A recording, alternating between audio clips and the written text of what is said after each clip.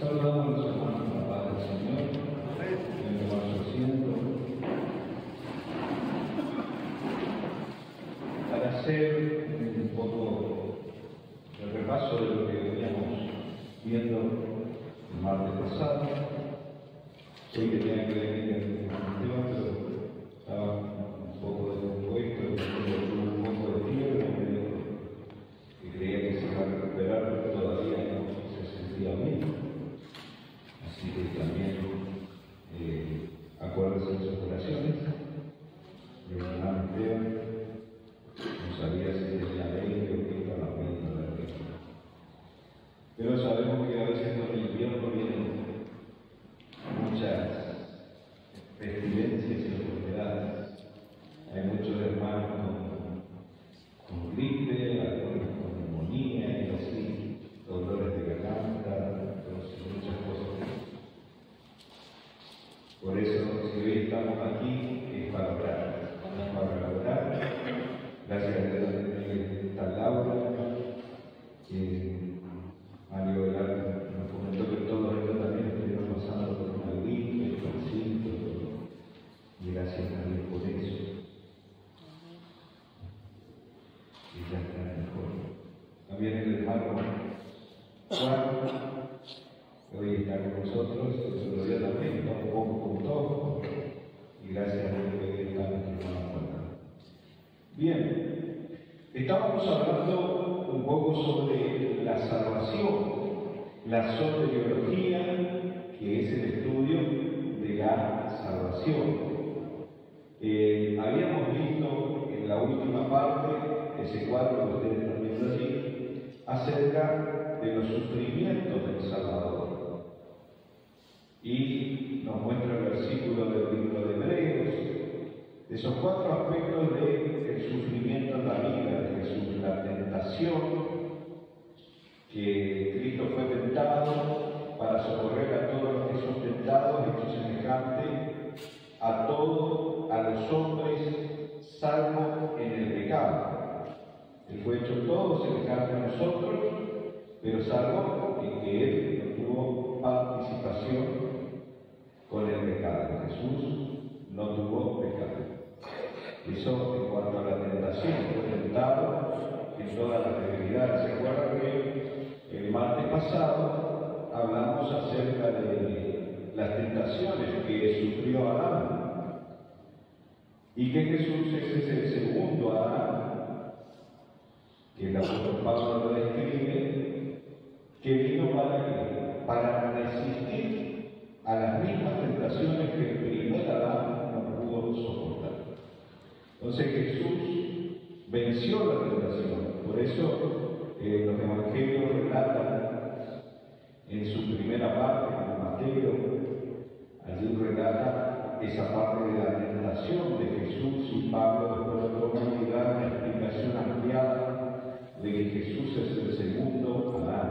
El primer Adán trajo la transgresión, Jesús trajo a través, y por eso entró la muerte, y hablamos de los 3 tipos de muerte que entraron, y también Jesús, a través de resistir a la tentación, de resistir al diablo, y a través de su muerte y resurrección, él trajo la vida.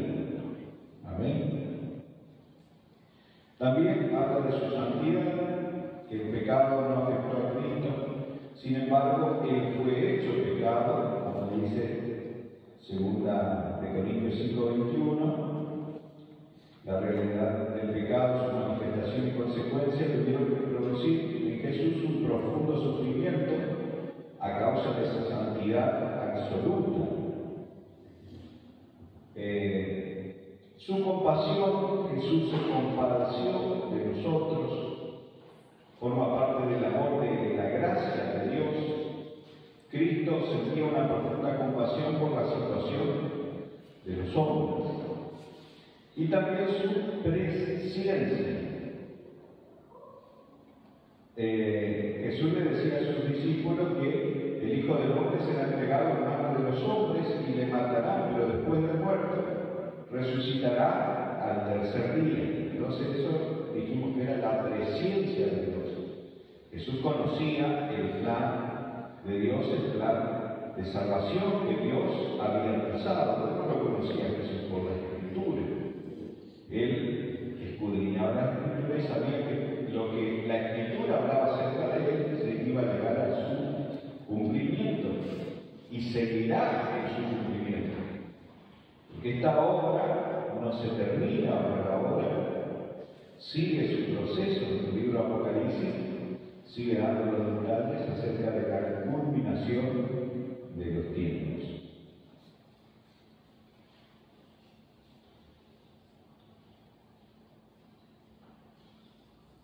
Dentro de los sufrimientos del Salvador, ahí vemos también que Él pasó por los azotes. Los azotes, ahí hay una imagen donde muestra un poco que era el látigo que usaban para pegarle al Señor. Ese látigo se llamaba flagio, el flagio romano. En la punta tenía pedazos de metal o pedazos de hueso en los extremos. Y ahí vemos cómo era la postura normalmente, donde la persona que era azotada la ataba como a un poste, le ataban sus manos allí, mientras los verdugos se encargaban de azotarlo. Pero ese no era un látigo común, ese látigo con puntas de metal. Cada vez que pegaba a una persona, sacaba pedazos de la piel. Dejaba, podríamos decir, en carne viva la espalda de una persona que eran azotados con eso. Eso se daba por un castigo cuando alguien había de morir. No era un azote común como hacían con algunos malhechores, algunos que castigaban en ese mismo tiempo, castigaban por algún delito o algo, algún ladrón, algunos lo castigaban con vara.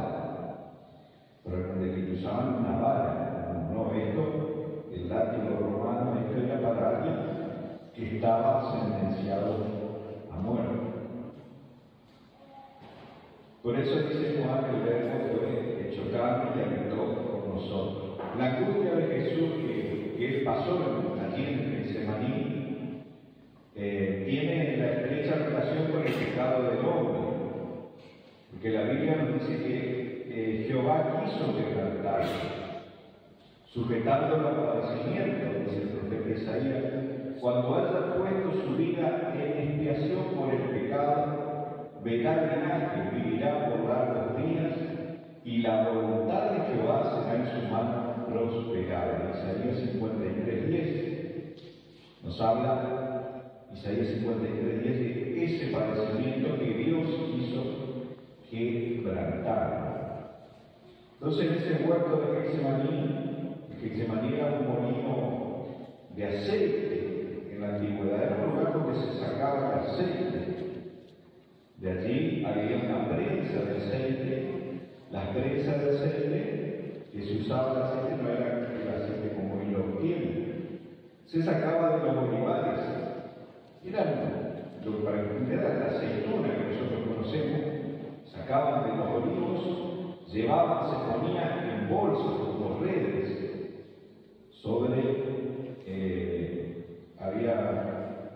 se lo colocaba sobre un poste, ese poste se lo presionaba contra una piedra y allí las aceitunas iban recibiendo cada vez más presión, iban creciendo presión y había una camioneta que iba recolectando las pequeñas gotas que iban cayendo del aceite. Entonces había distintos extractos de aceite. El primer aceite, el segundo aceite y así de distintas formas. También estaba el aceite ya de olivas machacadas, el último extracto. No que la Biblia habla del aceite de olivas machacadas, significa ya cuando la última presión, también ese aceite era muy querido, ese aceite también. Jesús, a través de ese sufrimiento en el Getsemaní, estaba generando el aceite de la unción de Dios, a través del sufrimiento, de los sufrimientos de Él, estaba generando ese aceite divino. aceite se genera a través del sufrimiento, del padecimiento de Cristo. ¿Por qué? Padecimiento por el pecado. No estaba padeciendo y después de eso, de salir de ese lugar, él iba a ser entregado, iba a ser azotado y terminaría en la cruz. Por eso también Jesús dice allí, entonces Jesús dijo, Mateo 26:38, dice, mi alma está muy triste hasta la muerte, quedaos aquí y velad conmigo. Era el momento en que él había de ser entregado. Y Jesús dice que su alma estaba angustiada.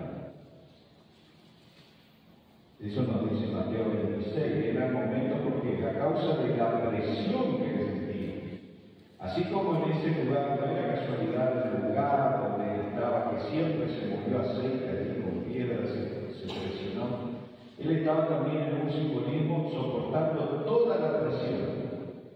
Así como las olivas se presionaban para obtener hasta el último extracto de lo más preciado que era el aceite en ese momento. Y hasta hoy es preciado, porque hay muchos hermanos que por ahí tienen que consumir el aceite de oliva y es caro también, es más caro que otros aceites también. Y era el aceite que se conocía en ese momento y se usaba para todas las comidas. Pero Jesús estaba produciendo ese aceite de unción también en el sentido espiritual. Toda esa presión representa los pecados que se cargaron sobre él, la culpa del pecado, la opresión de las fuerzas satánicas del mal, el mismo Satanás estando detrás de él, de su cuerpo, sentir la opresión del enemigo. A veces nosotros tenemos una forma de decir, parece que el culto estaba pesado. ¿Sí? Dicen así, ¿no? ¿Cuántos dijeron así el primero? No se ríen. Por ahí estaba pesado.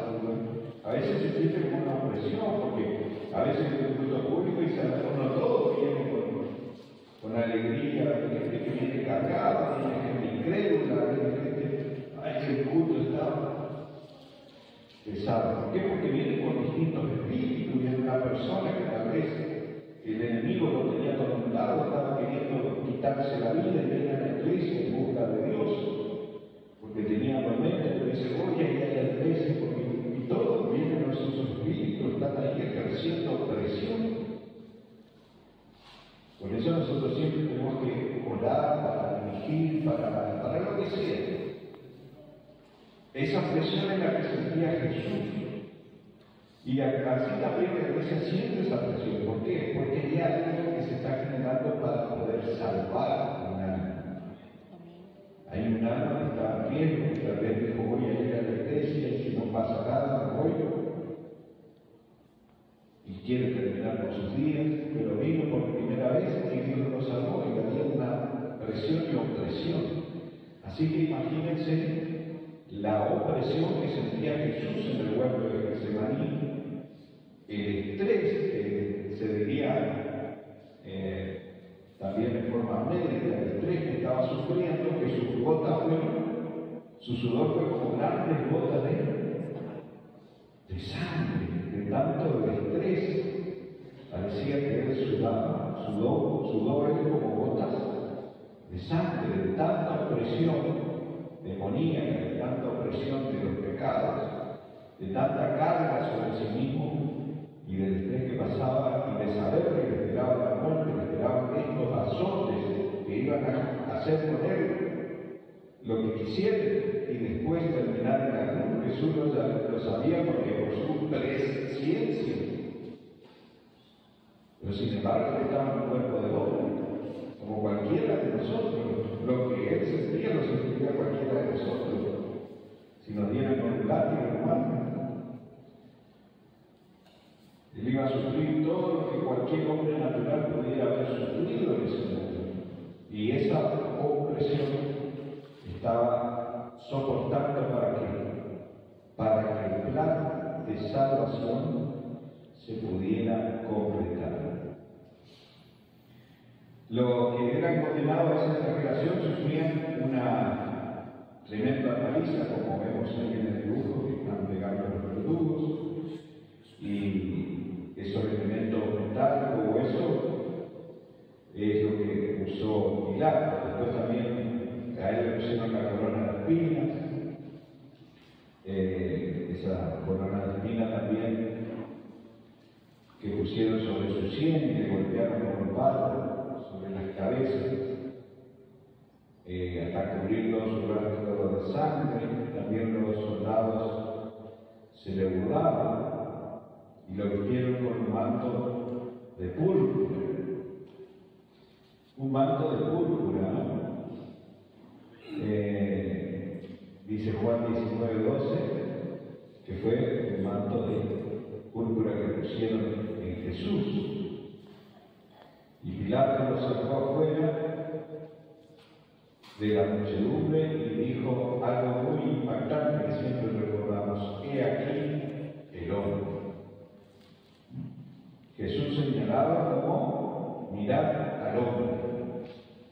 En otras palabras, mirar al Adán. La palabra Adán también deriva de hombre, el hombre. La palabra hombre también viene de Adán. Entonces Adán, el terrícola, el terrestre, sacado de la tierra. Ahí estaba de pie el segundo Adán, por eso es mirar aquí al hombre. Bien.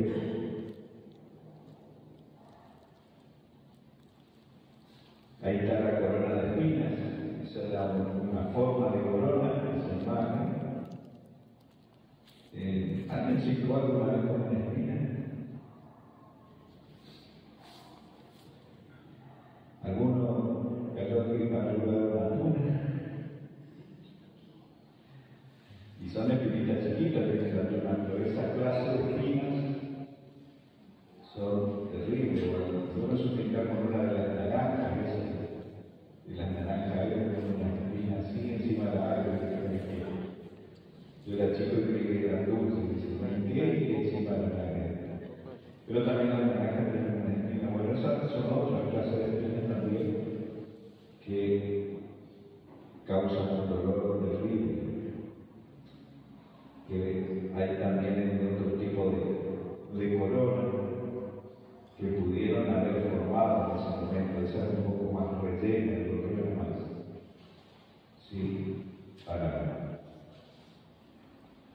donde Jesús tenía que padecer y terminar en la cruz por nuestros pecados. Entonces, la culminación terminó en la cruz, en aquel madero fue sometido él para poder completar el plan de salvación. ¿Cuál es la aplicación personal que tenemos? La cruz de Cristo, en toda la dimensión de la palabra, que incluye un aspecto de sufrimiento alrededor de su crucifixión, es el resultado del amor de Dios y la entrega voluntaria del Salvador. Recuerda que Jesús dijo que él mismo estaba dispuesto a poner su vida. No es que alguien me la quita, le dijo al Señor, sino que yo pongo mi vida. Entonces, una forma voluntaria del Salvador de ofrecerse por nosotros, de ocupar donde nuestro lugar. La acción del Espíritu pone al descubierto las reglas y las normas legales que los hombres colocan sobre las vidas de los creyentes también. Vamos a ver ahí la dimensión del amor del Señor se alcanza desde la comprensión de su obra hacia el individuo. Como dice Gálatas 2:20, con Cristo estoy juntamente crucificado, y ya no vivo yo, mas vive Cristo en mí. Y lo que ahora vivo en la carne, lo vivo en la fe del Hijo de Dios, el cual me amó y se entregó a sí mismo por mí.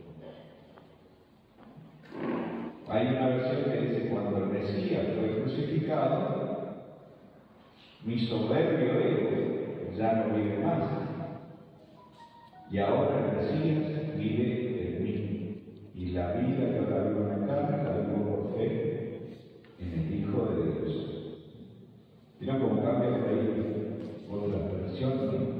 Ahí donde dice yo, dice ego en el griego.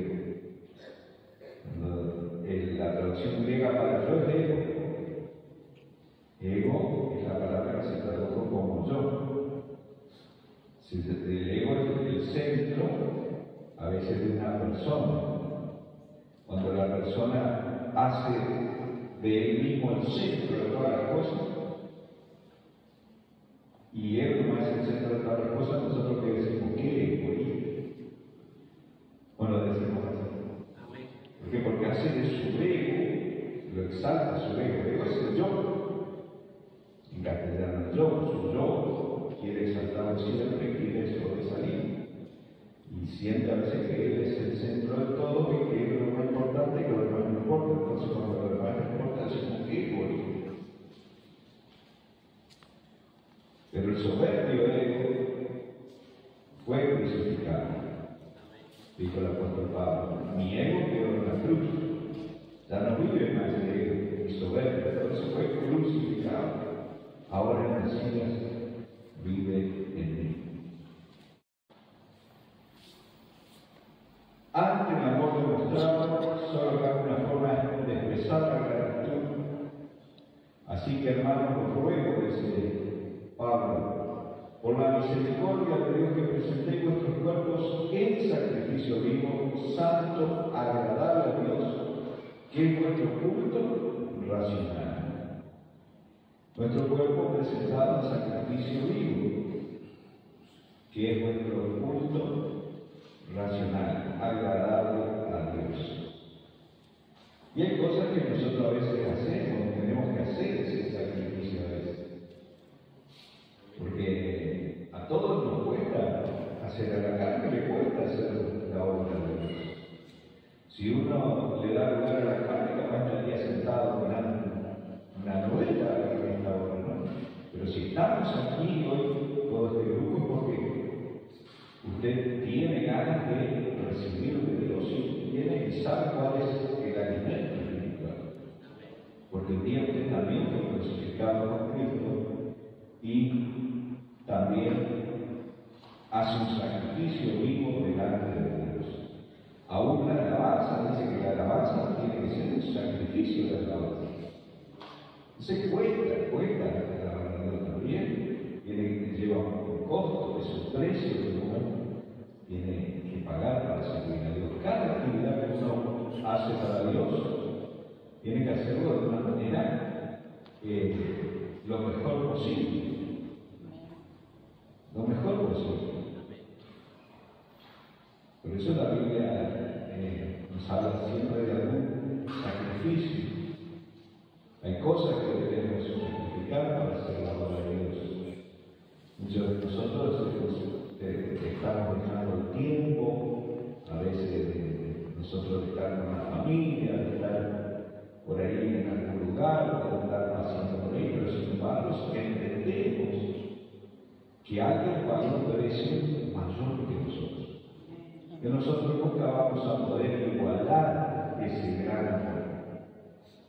Por eso Pablo decía, aunque sea mi muerte, quisiera parecerme al Salvador. O sea, Pablo quería decir, aunque sea que me crucifique como porque entendieron el gran amor de Dios. Entendieron que aun si ellos perdieron su vida, que la perdieron, la dieron por el Evangelio. Pablo dio su vida, Pedro dio su vida por el Evangelio. No es solamente una metáfora, ellos la dieron, la entregaron, fueron sacrificados por el Evangelio. La historia dice que Pedro, cuando lo iban a crucificar, él dijo que lo pongan cabeza hacia abajo, porque yo no me dejo morir como mi Salvador. Entonces lo pusieron al revés. Y eso cuenta la historia, ¿no? Los registros históricos están los evangelios, pero dice que Pedro fue sacrificado de esa manera. Ellos dieron su vida por el evangelio. conoce ese amor tan grande. Son muchos los cristianos que dicen que nunca han experimentado en su vida la alegría gozosa de la libertad de Cristo, viviendo sujeto a reglas legalistas de lo que está permitido y de lo que está prohibido, intimidados bajo las exigencias de los hombres. Estos cristianos siguen aprisionados a sus preocupaciones triviales, sin base bíblica, porque se les ha enseñado a vivir en un estado de esclavitud que les impide ver la gloriosa libertad del Espíritu. Para ellos, la acción del Espíritu es desconocida, incluso sienten miedo de ella. Agregar normas a la vida de la libertad en Cristo es generar y intensificar la culpa y la vergüenza que tales operaciones producen. ¿Cuántos creyentes están bajo la sensación de culpa al ignorar que la gracia de Dios ha cancelado ya para ellos todos sus pecados? Cuando entendemos que Jesús en la cruz pagó por nuestros pecados, debemos entender que hay una libertad en Jesús. ¿Cuál es esa verdadera libertad? La libertad que decíamos el martes pasado, la libertad de la esclavitud del pecado. Ya no tenemos que vivir de una manera legalista, podríamos decir, porque Jesús nos dio libertad del pecado. Por eso yo decía a veces que en las religiones, cuando no conocen la salvación de Jesús, las religiones simplemente decimos que para obtener salvación tenés que hacer algo, y para agradar más a Dios tenés que hacer mucho más. Otras religiones como el Islam, por ahí dicen que ellos pueden hasta morir, y qué sé yo, destruir a los enemigos, y ellos igual van a heredar allí en los cielos. Dicen así que van a tener sus recompensas. ¿Por qué? Porque a ellos les enseñaron de esa manera. Que igual ellos no tienen su recompensa, por eso vemos que ellos van, se estrellan, tal vez contra los enemigos, no importa lo que les ocurra. Entonces, cuando vemos las religiones que obran de distintas maneras, el pensamiento, también en la Segunda Guerra Mundial estaban los japoneses, que salían los kamikazes, se estrellaban con sus aviones cuando no tenían, se quedaban sin balas, se tiraban con la mina y todo para destruir a los barcos. Se suicidaban contra los barcos, no importa. Porque en sus creencias tal vez ellos pensaban que igual estaban haciendo bien. Y así muchas religiones llegan a crear un fanatismo, y la religión cristiana no está exenta de eso, de caer en el fanatismo, porque a través de la historia muchas religiones y iglesias se apartaron de la fe y también se derivaron en el fanatismo. Entonces, cuando no se entiende el plan de salvación, la libertad que hay en Cristo del pecado, la libertad del pecado, la persona siempre quiere hacer algo para tratar de agradar a Dios. Y quiere que otros hagan lo mismo que él hace para agradar a Dios. Hay países donde las mujeres están cubiertas hasta los ojos, como decíamos la otra vez, están cubiertas hasta acá, y usan incluso hasta el pelo. Pero sin embargo, en esos países es donde hay abusos, hay maltrato de mujeres, hay un montón de pecados también sexuales que se cometen, siendo que la mujer está vestida desde la cabeza hasta el talón. Pero eso no impide a los malos deseos de la persona. ¿Por qué? Porque no tienen poder contra eso. No tiene poder contra las obras de la carne. Lo único que te puede dar libertad es cuando entendemos la salvación del Señor, entendemos lo que que es el perdón del pecado y entendemos que estamos libres del pecado. Esa es la libertad en Cristo. Por eso hace una materia cuando hablamos de los pecados, amar teología, y hablamos de la importancia de estar libre del pecado. Entonces ahí uno si muere por Cristo no se hace problema, pero no es que está buscando eso. Para los discípulos del Señor, el que lo detuviera por predicar el Evangelio y si a ellos lo asustaban, lo negaban, no era lo que ellos ponían por un fin humano. Ellos sabían en quién habían creído, habían entregado su vida al Salvador y estaban dispuestos a darla y hacer lo mismo que Él hizo, demostrando que el amor de Dios hacia los demás. Por eso el sacrificio era una demostración de amor para Él. Y era tenido también para ellos como una honra, la mejor honra que podía ser. Distinto a querer ganarse el favor de Dios haciendo cosas así como otras religiones. Ellos ya habían ganado el favor de Dios, ya tenían a Dios en su vida, en su corazón. O sea que ellos simplemente predicaban a todo el mundo, cueste lo que le cueste.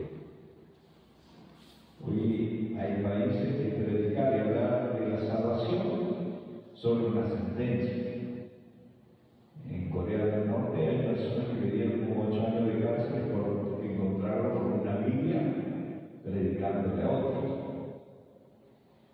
Y por ahí, si usted tiene alguna revista o alguna página donde hay información de los misioneros, va a ver que hay muchos países que son perseguidos. Aún en China también por ahí destruyeron varias iglesias.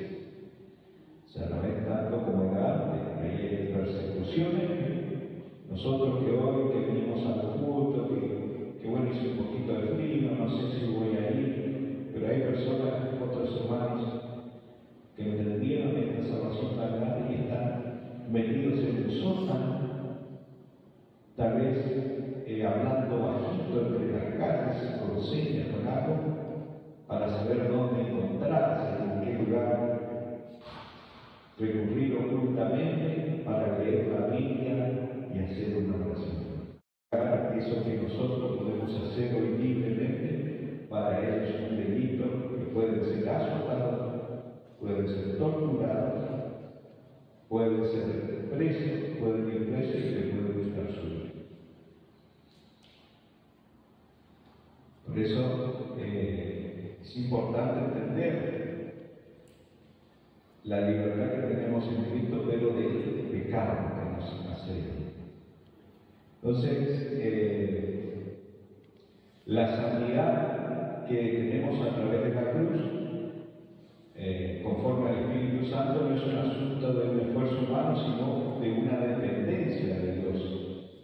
Y debemos ocuparnos de ella con temor y temblor, de la vida de santificación, porque Dios es el que produce en nosotros así el querer como el hacer por su buena voluntad. En Filipenses 2:13, si alguien lo quiere notar, allí en Filipenses 2:13 nos habla de que Dios es el que produce en nosotros tanto el querer como el hacer por su buena voluntad. Esa es la vida donde abunda la gloria de Dios.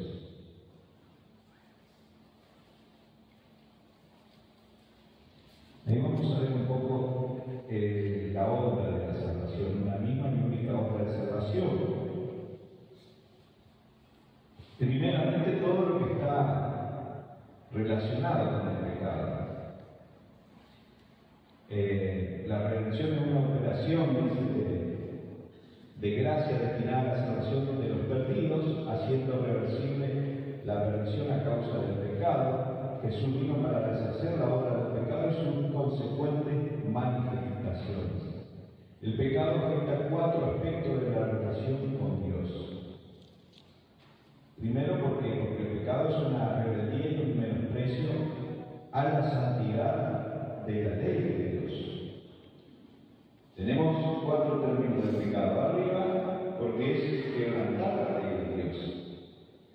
¿Qué nos decía Juan en su epístola? El pecado es la transgresión a la ley de Dios.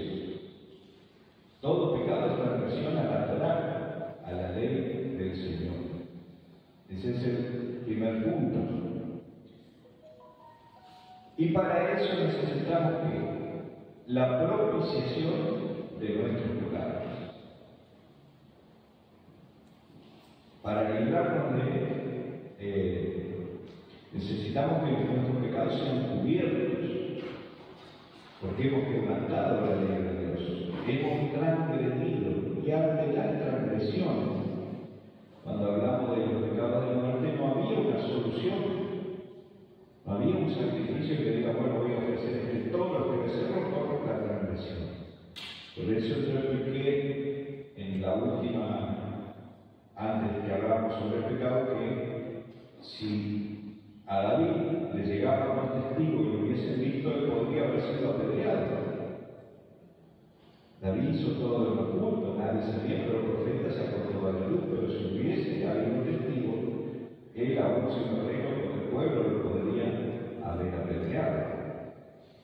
Dos personas que testificaran se necesitaba en la ley, dos o más testigos que atestiguaran contra esa persona de lo que había hecho. ¿Por qué? Porque cometió un pecado carente, un pecado de muerte, que se pagaba con la muerte.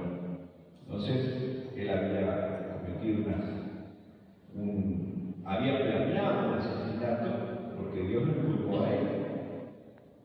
Si bien la persona lo que viene, lo que tuvieron la guerra, Dios no viene la guerra, pero él había planeado que lo dejen solo para que él muera en ese momento libre. Entonces él planeó todo eso, y Dios le dijo: a quien tú mataste, por mano de los hijos de Amón, entonces vemos que Dios va directamente al punto y al que planeó las cosas. Lo inculpó de todas ellas. Asimismo, también Dios le dice que él no había de morir, porque muestra que los salmos muestran que su arrepentimiento fue genuino ante Dios. Él clamaba a Dios, se oraba a Dios, y él no se quedó con eso simplemente. Pero él sabía que él podía morir por eso. Por eso el profeta se lee después de la conversación, que saca toda la luz, y dice al final que Dios ha remitido el pecado. No morirás. Entonces hubo ahí una redención de ese pecado por la gracia de Dios. Pero las consecuencias del pecado, el niño que había de nacer murió, y otras consecuencias, la guerra y tantas cosas que iban a venir de igual manera. Entonces la propiciación que Jesús trajo representa también, como dijimos, la cubierta del arca del pacto, que se llama propiciatorio. La cubierta del arca del pacto que iba tapando las rebeliones más grandes de Israel. Las 3 rebeliones más grandes de Israel estaban aquí abajo. Entonces, la figura de Jesús se ve reflejada en la tapa del arca del pacto, que es el propiciatorio.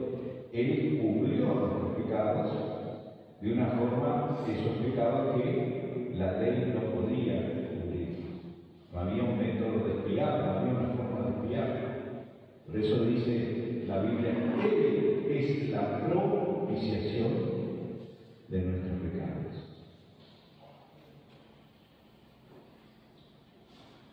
El pecado nos hace también enemigos de Dios, hace al hombre enemigo de Dios.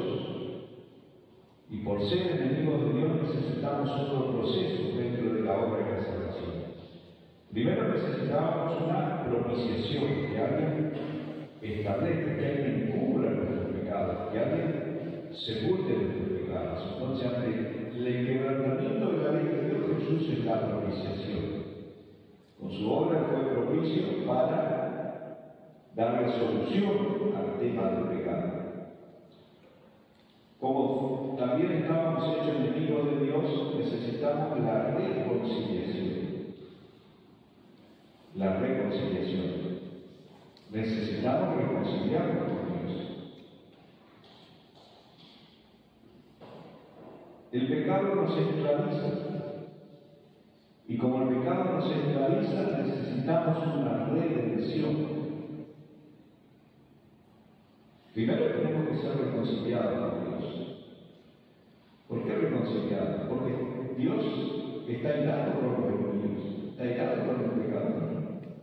Eso yo le decía a veces que hay una frase que se usa que dice que Dios ama al pecador, pero aborrece el pecado. La otra vez decía que esa frase la dijo Gandhi, que no está en la Biblia. Si bien nos da a entender del amor de Dios hacia todos los seres humanos, pero la Biblia decía que cuando alguien pecaba, dice el Señor, cuando alguien cometía incluso los pecados mortales, en mi rostro está contra tal persona, yo pondré mi rostro contra él. Es decir, que Dios, esa expresión quiere decir que Dios está confrontando a esa persona. Dios está confrontando. Por eso es necesaria una reconciliación, porque nos volvemos enemigos de Dios al no hacer su voluntad. Entonces viene la reconciliación. Dios confronta y está airado con el que sabe que está haciendo lo malo cuando sabe que está haciendo mal. Dios quiere hacerte entender que ese pecado te puede llevar a la muerte. Entonces hay que volverse al Señor y es necesaria una reconciliación. Eso todo lo vemos en la parábola del hijo pródigo. A veces queremos hacerla simple, pero el amor de Dios es así, es a través de esta obra que Jesús hizo para que nosotros podamos estar reconciliados con Dios. No es solamente la lectura de la serie, hermanos, en reconciliación, es una relación personal. Yo tengo que sentir que Dios me quiere que yo me vuelva a Él, ese deseo de que Dios me ama y quiere que vuelva hacia Él. Y que mi pecado a Dios no le agrada. Yo nunca voy a estar contento con que alguien ande pecando por Él. No, el Señor es allá. Por eso habla también del día de la ira del Señor. Cuando el Señor habla del día de la ira va a tener que juzgar, hacer un juzgamiento sobre eso. Y la ira causa de qué? A causa de qué está la ira? A causa del pecado. La vez que la Biblia dice que habla acerca de la ira por causa del pecado. El pecado esclaviza al hombre, por eso es necesaria la redención. Sea un pago por ese pecado. ¿Cuál fue el pago que se ofreció? La misma vida de Jesús.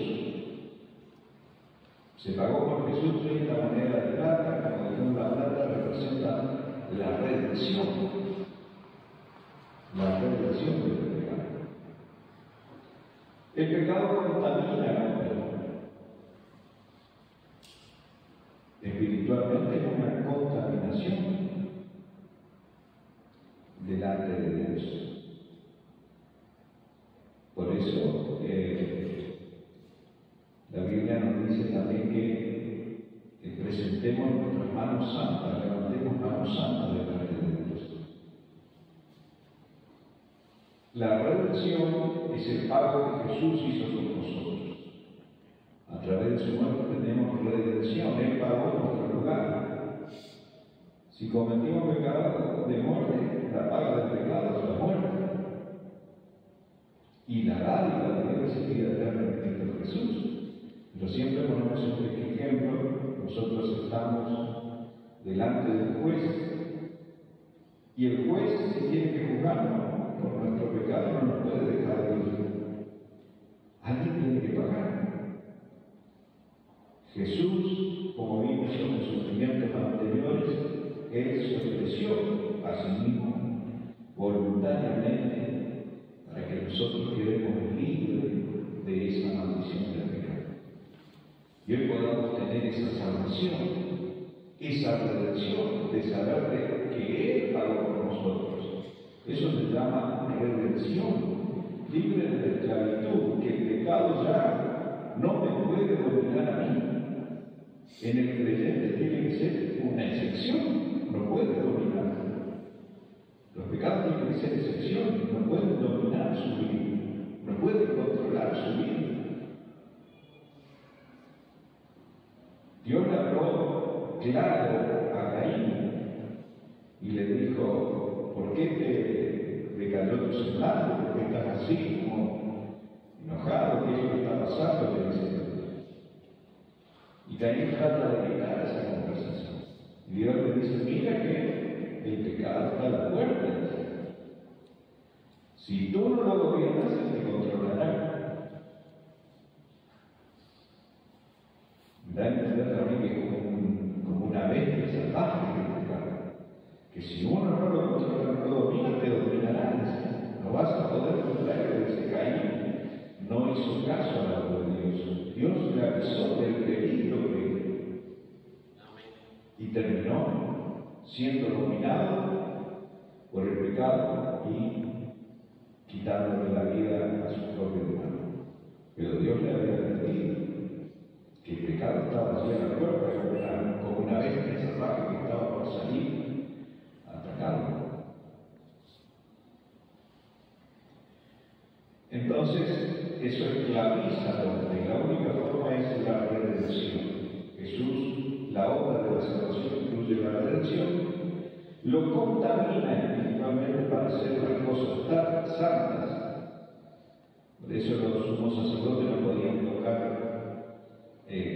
cuerpos de personas muertas, un animal muerto, cosas así, para realizar la obra de santidad. No podían tocar a un leproso y varias cosas que ellos no podían tocar para realizar la obra de Dios. Entonces está representado la contaminación espiritual de lo que es el pecado. El pecado contamina al alma está llena de contaminación. Entonces es necesario la expiación. La expiación es el perdón de nuestros pecados. Jesús expió, perdonó la limpieza del pecado. En el antiguo pacto llevaban un animal inocente y el sumo sacerdote oraba que se transfería el pecado de esa víctima inocente, que después era sacrificada en lugar del pecador. Moría ese animalito, esa víctima inocente, su sangre era derramada, y todo eso era una sombra de la verdadera expiación que Jesús había de hacer de una vez y para siempre por nuestros pecados. Entonces tenemos la solución para que cuando se quebranta la ley de Dios es necesaria una propiciación. El pecado que nos hace enemigo de Dios, necesitamos ser reconciliados, estamos esclavos del pecado, necesitamos ser liberados, necesitamos que alguien pague por nuestros pecados, y esa es la redención. El pecado contamina todo el ser humano, por eso también se lo comparaba con la lepra que iba contaminando por dentro y por fuera. Por eso necesitamos la expiación, la limpieza de nuestros pecados a través de Jesús. Jesucristo es toda una propiciación. Ahí está lo que yo le decía, ¿no? El arca del pacto. El arca del pacto. Allí adentro estaban ¿qué cosas? Estaban también dentro del propiciatorio,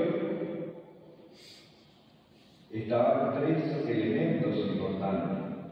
Tenía la cubierta que era toda de oro, con los querubines labrados, una obra todo oro macizo, oro puro y una sola pieza. Representa la divinidad, la integridad, la pureza de Dios. Lo divino representa el oro. El arca abajo era de madera de acacia, También estaba todo recubierto en oro, las varas también estaban allí, nunca debían sacarse de ese lugar, estaban siempre puestas allí. Y dentro de eso están las 3 rebeliones más grandes de Israel, representan esos símbolos. Porque los mandamientos, cuando Moisés bajó el pueblo, se rebeló. Moisés rompió las tablas, después tuvo que escribirlas de nuevo, pero fue puesta en el arca del testimonio de la alianza con Dios, fue puesta, y Dios le ordena que ponga allí, para testimonio también de que ellos fueron infieles y se rebelaron contra Dios. Y también estaba allí cuando el pueblo se vuelve a rebelar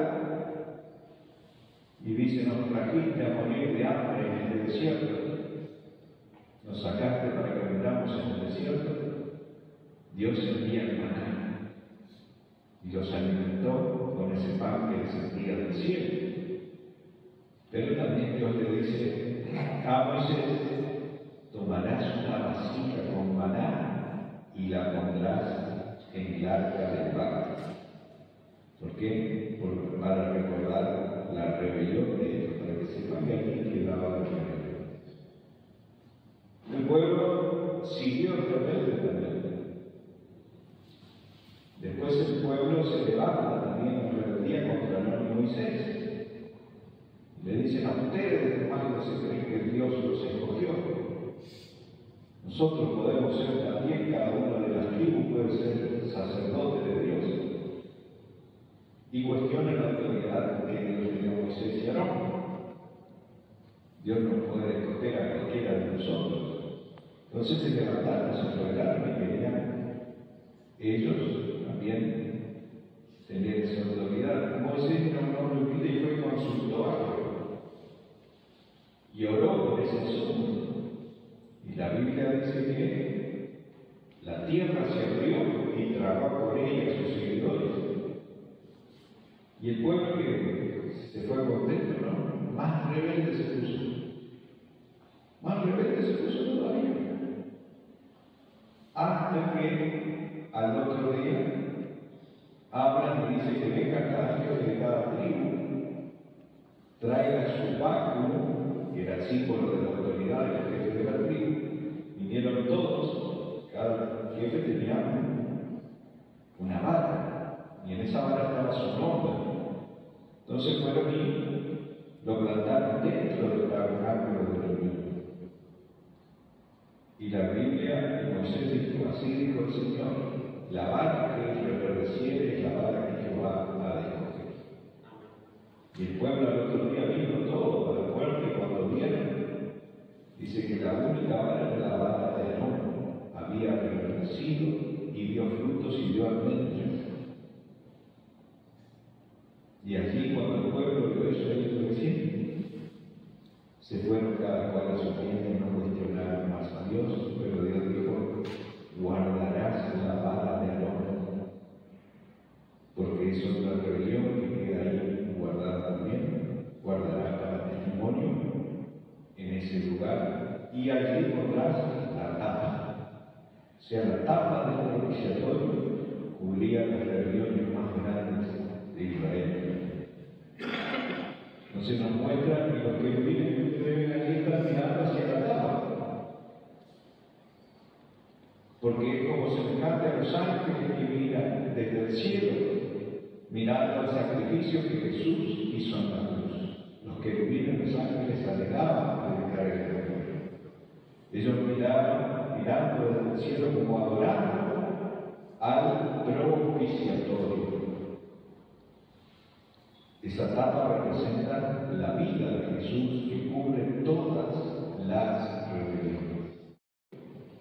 Y los ángeles mirando y adorando hacia el sacrificio de Cristo que cubre nuestros pecados. Entonces eso nos representa. Y Dios, cuando ellos hicieron todo eso, dijo: y desde allí, de entre medio de su querubín, yo me manifestaré. Mi presencia se manifestará dentro de lo que, en medio de los querubines, y de allí hablaré a poder. Entonces, cuando ellos vieron que la nube aparecía sobre el tabernáculo, sabían que Dios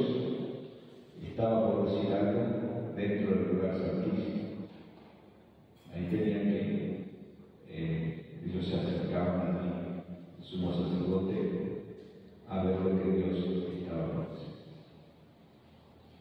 Entonces, ahí dice que es el propiciatorio que sustenta ante Dios la sangre de la expiación, a quien Dios puso como propiciación por medio de la fe en su sangre, para manifestar su justicia a causa de haber pasado por alto en su paciencia los pecados pasados. Dios pasó por alto esos pecados pasados por su paciencia. Allí en el propiciatorio, una vez al año, tenía que entrar. Entraba 3 veces, pero solo día al año. En el día del perdón, en el día de Yom Kippur, día del perdón, era donde entraba el sumo sacerdote una vez. Y dice que también por ahí trataba con sogas. Y él llevaba en su atuendo, en su vestidura, campanillas, que se iba moviendo y entrando en ese lugar. Y en ese lugar tenía en el propiciatorio, lo único que entraba y era rociado era la sangre, 7 veces. ¿Qué simbolizaba? Que la sangre de Cristo nos daría la redención, la expiación de nuestros pecados. Por eso se presentaba con sangre.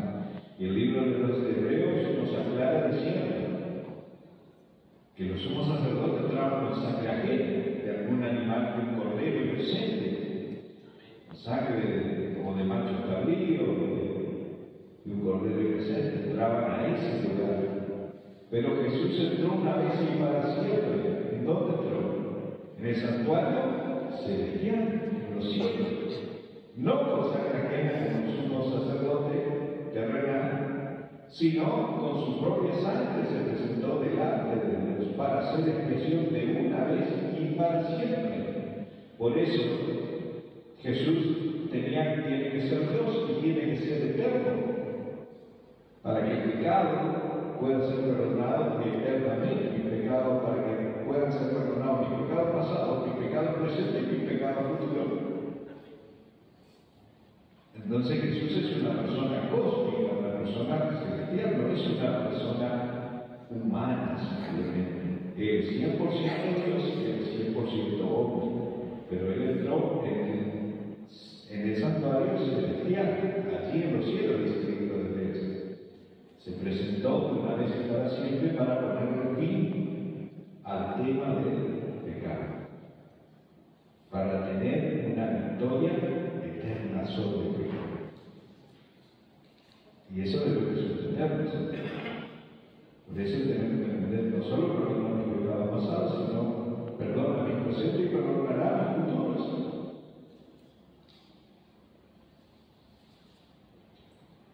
Si Jesús no fuera Dios, fuera siempre hombre, no podría realizar esa expiación de los pecados. ¿Entienden? Entonces ahí eso también es como un argumento acerca de la deidad, de la divinidad de Jesús, de que Él es Dios. Es el sacerdote que ofrece el sacrificio, la víctima del sacrificio. Y Primera de Juan 2:2 nos dice, Primera de Juan 2:2, y Él es la propiciación por nuestros pecados, y no solamente por los nuestros, sino también por los de todo el mundo. No solo por los nuestros, sino por todo el mundo. Y que por todos murió.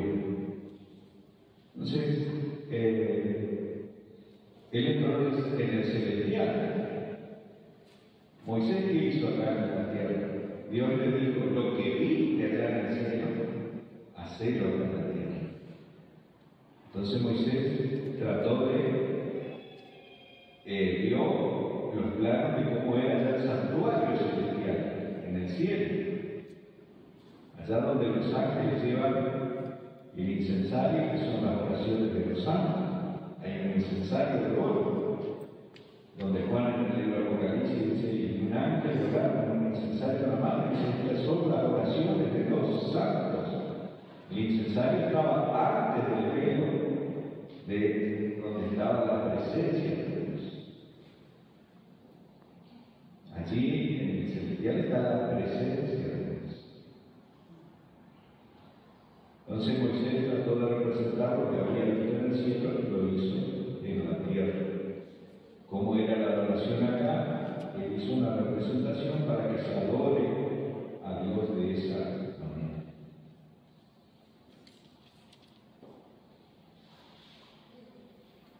Ya vamos a estar terminando, quédense tranquilos, vamos a ir un poquito más. La expresión empieza mediante la sangre. Ahí vemos a los pecadores, por ahí tenemos unos nombrecitos aquí. A ver si lo puedo agarrar.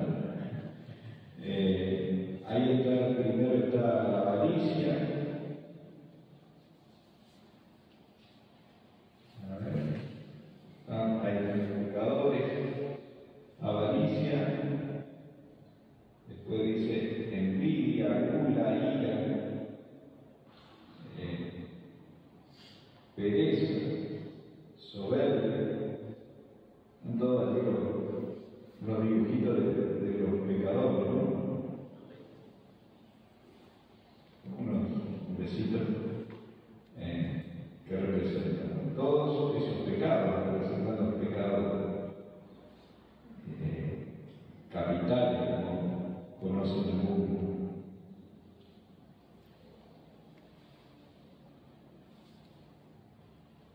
Entonces necesitábamos la expiación mediante su sangre. Ahí dice, ciertamente Él llevó nuestras enfermedades. Podemos buscar en Isaías 53, del 4 al 5.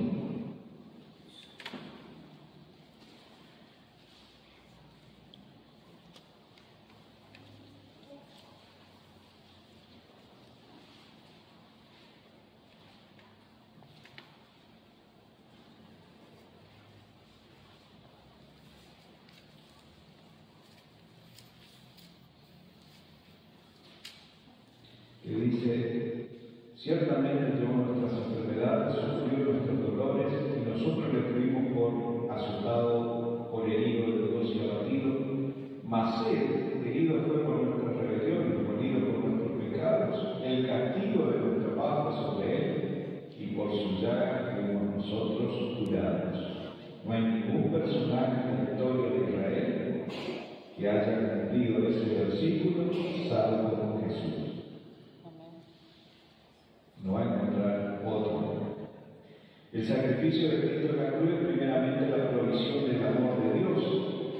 La expiación tiene por objeto al pecado, la expiación es la obra por el cual el pecado es borrado. En el antiguo pacto, como dijimos, era el pecado, se presentaba el sacrificio para la expiación, que representaba al tipo de muerte en la cruz, un cordero. También vemos hablar de la sangre derramada en el Calvario, que sin sacrificio de sangre no podía haber expiación de pecado. Tenía que haber un derramamiento de sangre. El pecador puede ser perdonado porque el juicio por su pecado cayó con todo el rigor sobre Cristo en la cruz. Por eso vimos todo lo que estuvimos viendo de los azotes, del sufrimiento, todo el rigor que la ley se puso sobre Cristo en la cruz. Por eso puede ser perdonado. La expiación, el gran propósito es de unir al hombre con Dios, la reconciliación. De modo que la expiación cubre el pecado, lo aparta, lo borra de la presencia de Dios, para que ya no sea más una barrera en la comunión con Dios. Entonces la expiación hace eso, quita esa barrera de separación con Dios. Por eso decimos la obra de la cruz es una obra expiatoria que agota el pecado y extingue el pecado. Y es expiatoria porque agota el juicio de Dios sobre el pecado del hombre. Cristo se hace responsable del pecado. a quien no conoció pecado, por nosotros lo hizo pecado, para que nosotros fuésemos hechos justicia de Dios en él. Entonces, por él recibimos la justificación a través de la fe. Quiere decir que la justicia de Dios se aplicó en él y no a nosotros. Condenado, no tenemos salvación. Porque la cantidad de pecados que cometemos no lo podíamos hacer. Teníamos forma de salvarnos a nosotros mismos. Seríamos condenados y Dios, como es un juez justo y santo, no puede dejar vivir.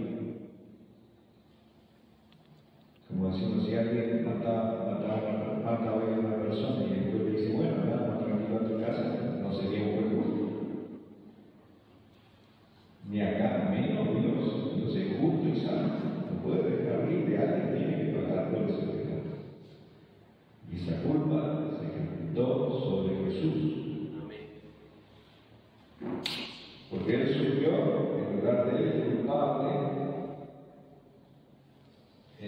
para que la ley de Dios sea honrada y no se pase por alto. Y él se constituyó como la única ofrenda aceptable de Dios por el pecado, porque la sangre de la cruz ha transformado lo que tendría que ser un tribunal de juicio en un trono de gracia. La sangre de Jesús hizo que, en lugar de que nosotros vayamos al tribunal de juicio, entremos confiadamente en el trono de gracia, para dar un oportuno socorro. Eso nos dice el libro de Hebreos. Acerquémonos confiadamente a Él, acerquémonos al trono de Dios, confiadamente, para hallar el oportuno socorro.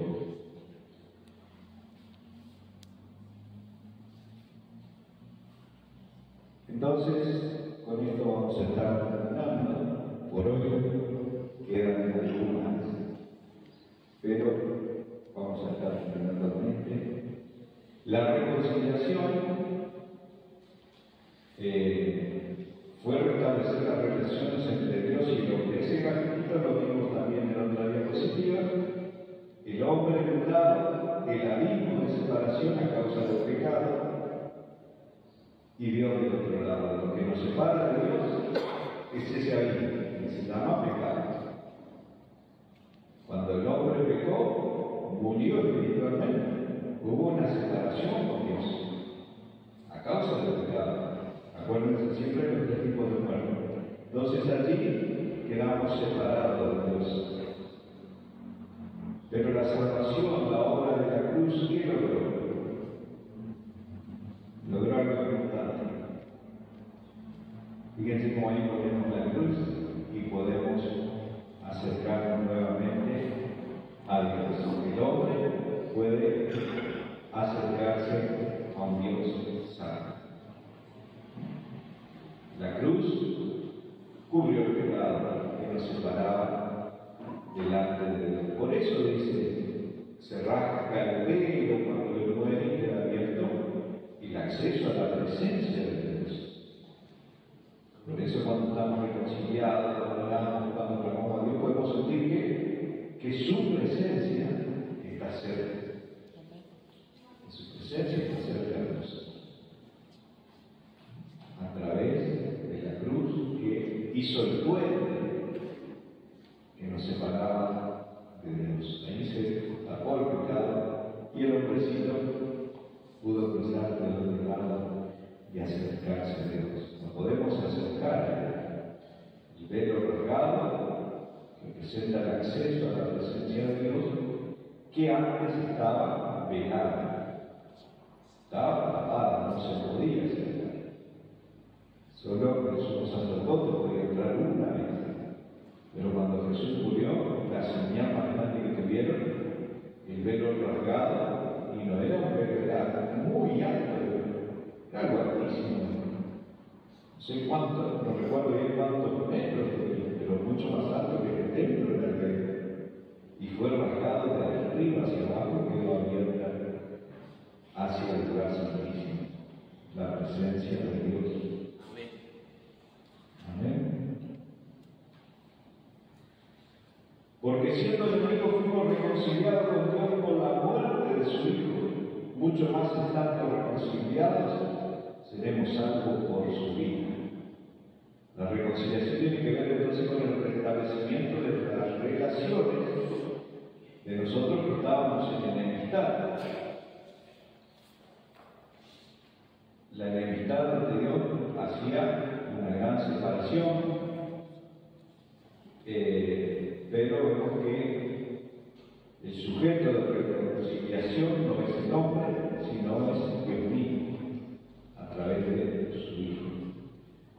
La reconciliación que Dios obra fue una consecuencia de la obra cumplida por Jesús en la cruz.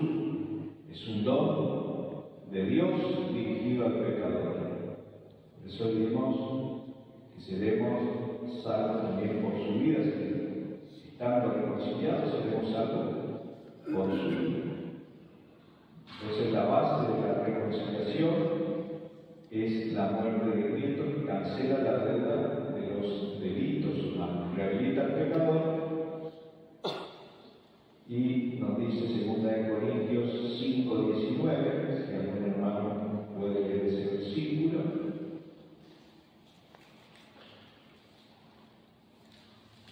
Y ya vamos a estar orando. 2 Romanos 5:19. Una gloria fuerte.